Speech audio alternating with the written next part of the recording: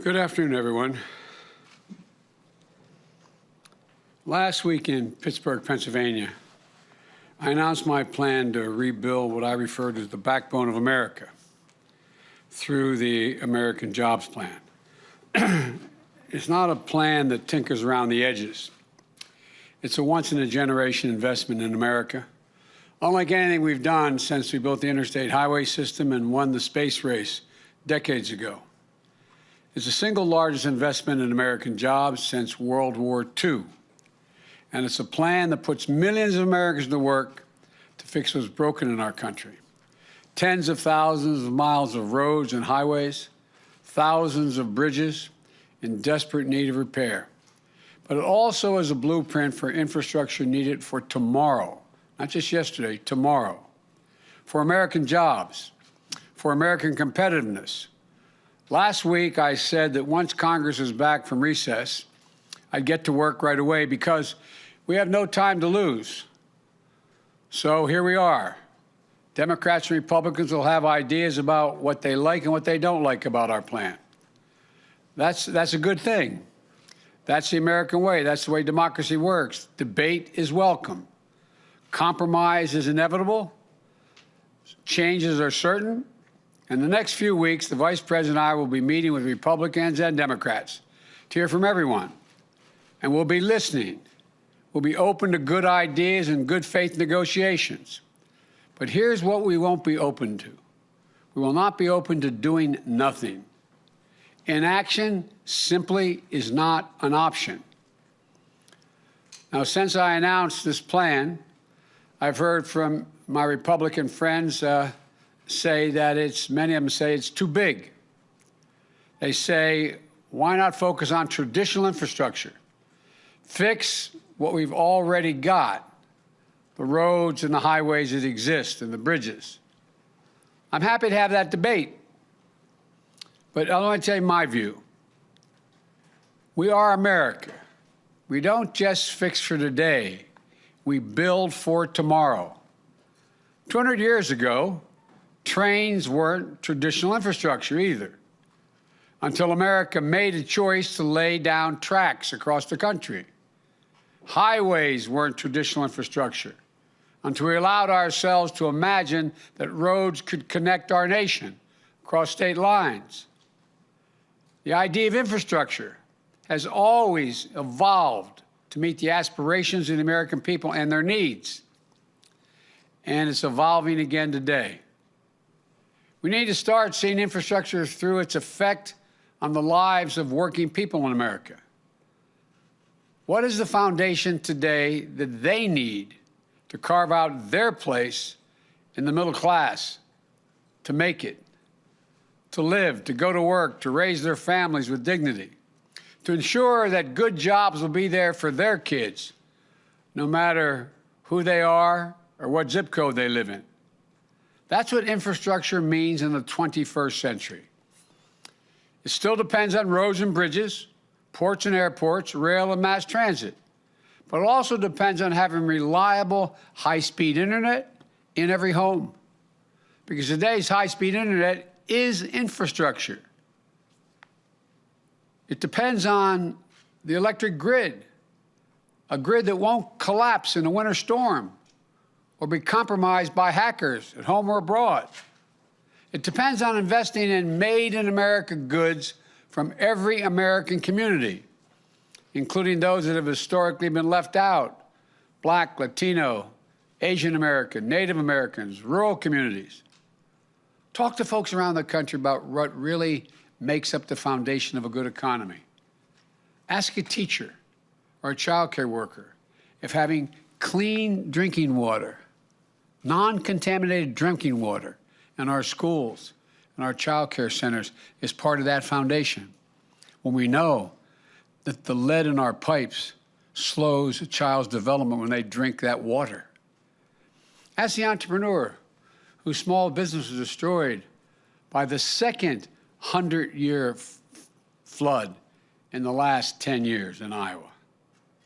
Or wildfires in the West that burned 5 million acres last year, an area roughly the size of the entire state of New Jersey. more fires than ever.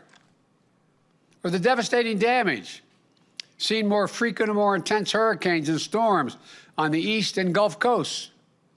Ask all those farmers and small business owners and homeowners whether investing in clean energy to fight the effects of climate change is part of infrastructure.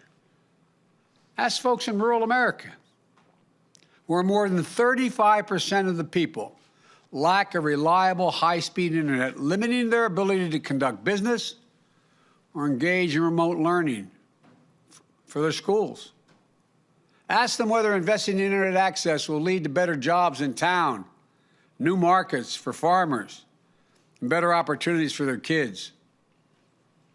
And I'm serious about this. Ask the moms and dads in the sandwich generation, the folks carrying enormous personal and financial strains trying to raise their children and care for their parents, their elderly parents, or members of their families with a disability.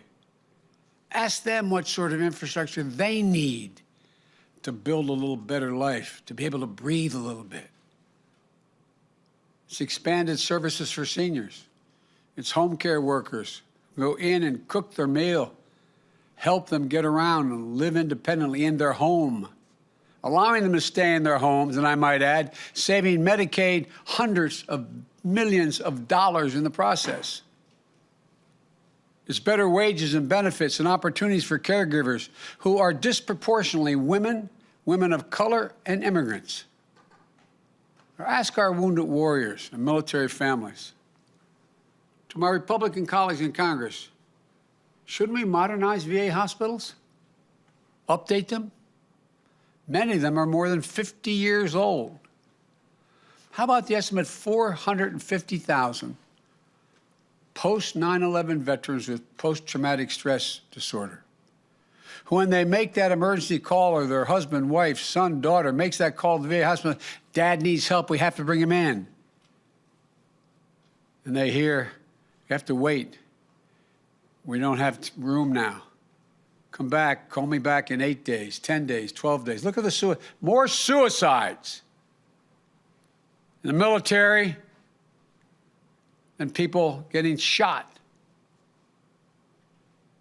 Is it really your position, my friends, that our veterans don't deserve the most modern facilities that could catch that cancer diagnosis quicker, with access to better roads, cleaner water, high-speed internet that delivers information faster and more of it?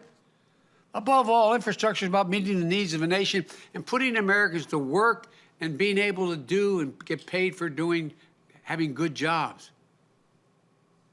Plumbers and pipe fitters, replacing those literally thousands of miles of dangerous lead pipes. They're still out there. Everybody remembers what happened in Flint. There's hundreds of Flints all across America. How many of you know when you send your child to school, the fountain they're drinking out of is not fed by a lead pipe? How many of you know the school your child is in still has asbestos in the walls and lacks the ventilation? Is that not infrastructure?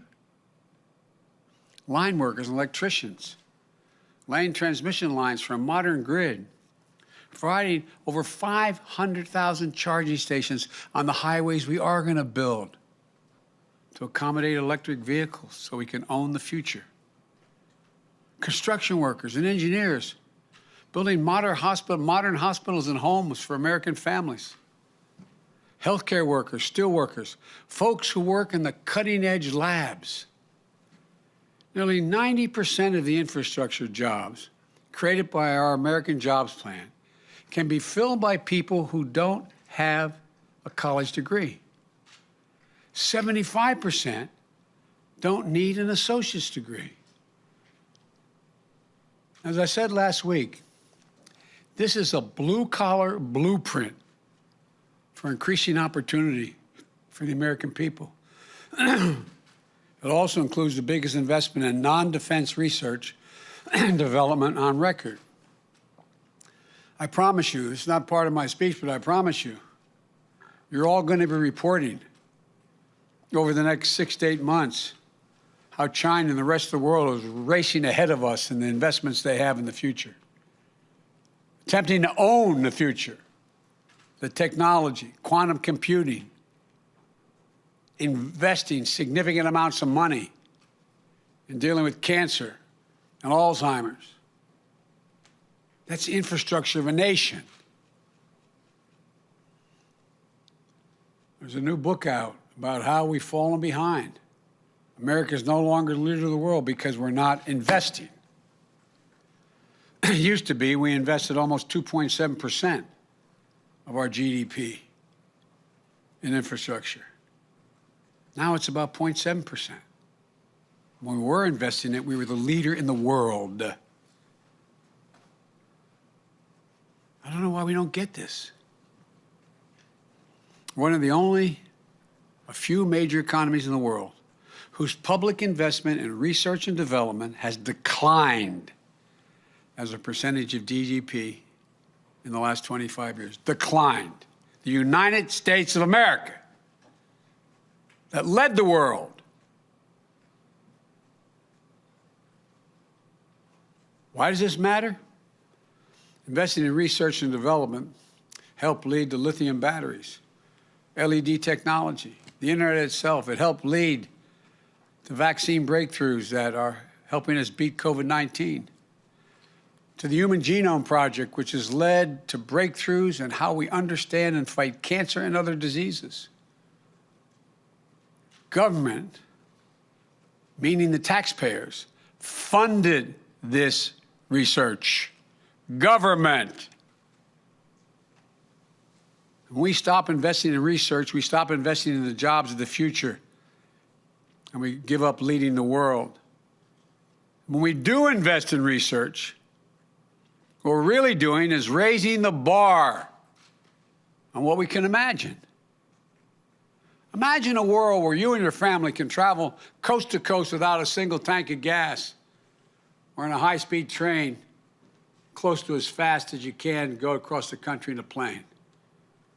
Imagine your children growing up to work in innovation, good-paying jobs in fields that haven't even been invented yet, like the parents of every computer programmer, every graphic designer, every renewable energy worker once did, imagined. We invest today so that these jobs will be here in America tomorrow. So America can lead the world as is historically done. That's why I brought back scientists into the White House. We need to think. Look, do we think the rest of the world is waiting around? We're not going to make those kind of investments the rest of the world is saying. Take a look. Do you think China is waiting around to invest in this digital infrastructure or in research and development? I promise you, they are not waiting. But they're counting on American democracy to be too slow, too limited, and too divided to keep pace. You've heard me say it before. I think this generation can be marked by the competition between democracies and autocracies, because the world is changing so rapidly. The autocrats are betting on democracy not being able to generate the kind of unity needed to make decisions to get in that race. We can't afford to prove them right. We have to show the world. Much more importantly, we have to show ourselves that democracy works, that we can come together on the big things. This is the United States of America, for God's sake. Of course, building the infrastructure of tomorrow requires major investments today. As I said last week, I'm open to ideas about how to pay for this plan, with one exception. I will not impose any tax increases on people making less than $400,000 a year. If others have ideas out there on how to pay for this investment, without violating that rule, they should come forward. There's all kinds of opportunities. Just list all the tax breaks that I find difficult to explain. Wealthy deductions, $360 billion if you cap them, top rate of 39%, which it used to be for years, all the way to the Bush administration, almost $250 billion, corporate minimum tax, and the fossil fuel giveaways of $40 billion, et cetera. I could go on. But let me tell you what I proposed, how to do it. We're going to raise the corporate tax rate. It was 35% for the longest time, which was too high. Barack and I thought it was too high during our administration. We all agreed 5 years ago that it should come down somewhat.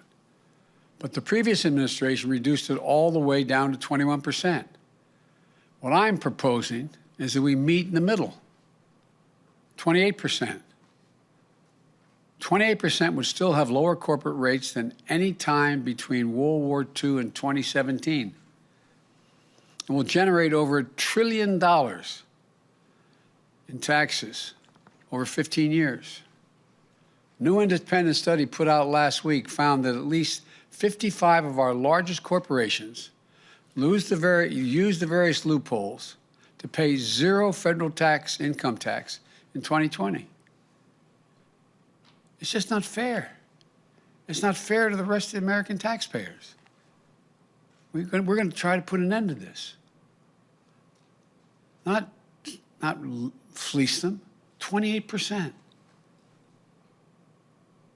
If you're a mom and dad, a cop, firefighter, police officer, et cetera, you're paying close to that in your income tax. I've also proposed the global minimum tax, which is being proposed around the world for U.S. corporations at 21%. Let me tell you what that means. It means that companies aren't going to be able to hide their income in places like the Cayman Islands and Bermuda, in tax havens. We're going to also eliminate deductions used by corporations for offshoring jobs and shifting assets overseas. They offshore the jobs, shift the assets overseas, and then don't have to pay taxes on all they make there. And we'll significantly ramp up IRS enforcement against corporations and the super wealthy who either fail to report their income or underreport it. Estimated that would raise tens of billions of dollars. It adds up to more than what I proposed in just 15 years. It's honest, it's fair, it's fiscally responsible, and it pays for what we need and reduces the debt over the long haul. And by the way, I didn't hear any of our friends who were criticizing this plan say that the corporate tax cut, which added $2 trillion of the debt, the Trump tax cut, $1.9 trillion in debt, wasn't paid for, the vast majority of which went to the top 1% of the wage earners.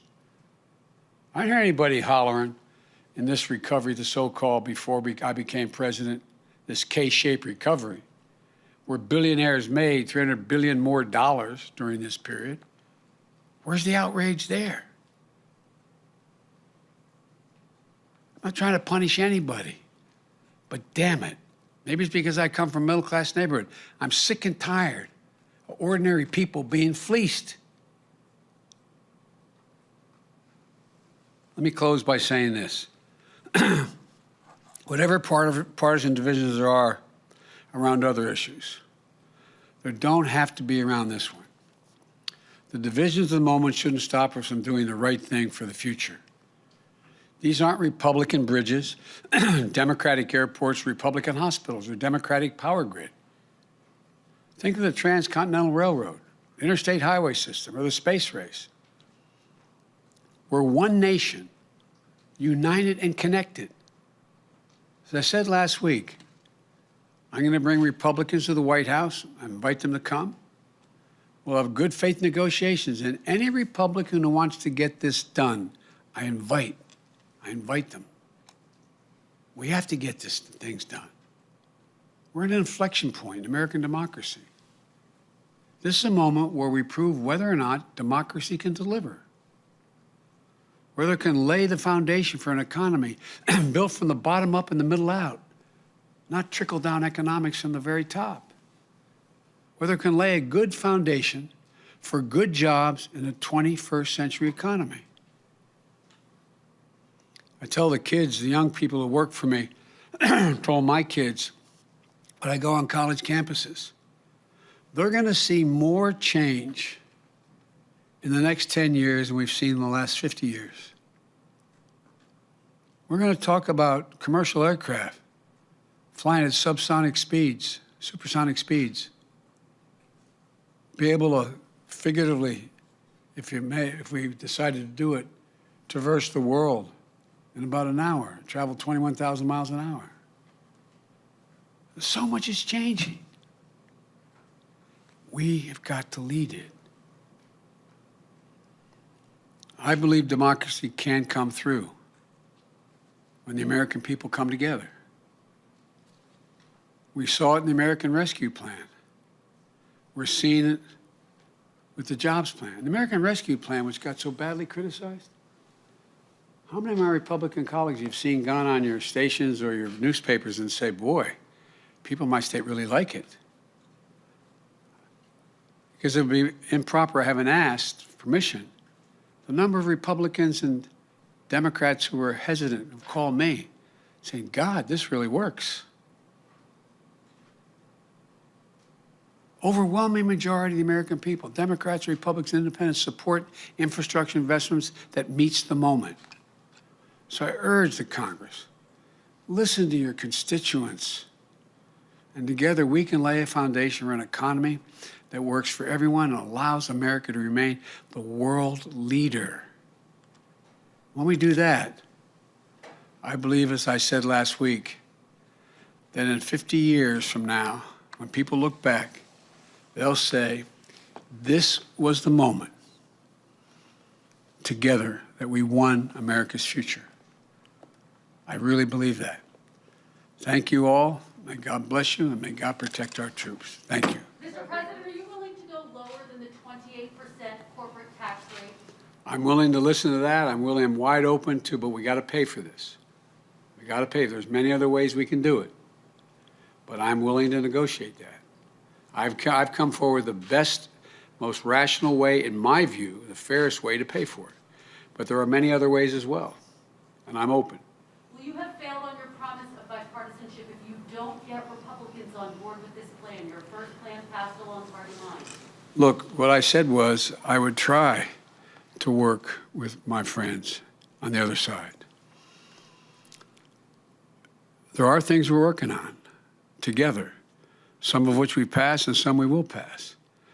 But the last plan, I laid out what was available, what I was suggesting, and how I deal with it.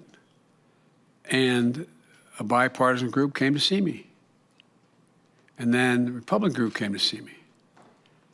And they started off at $600 billion, and that was it. If they come forward with a plan that did the bulk of it, and it was $1.3 billion or $4, 2 or 3, that allowed me to have pieces of all that was in there, I would have been prepared to compromise. But they didn't. They didn't move an inch. Not an inch. But for example, I am dealing with a bipartisan group that came to see me. Now it's about, 3-4 weeks ago when they came about computer chips and they said, look, we have to have our own supply. We have to work together. We're working on that. Chuck Schumer and I think McConnell are about to introduce a bill along those lines. So I'm prepared to work. I really am. But to automatically say that the only thing that's infrastructure is a highway, a bridge, or whatever, that's just not rational. It really isn't.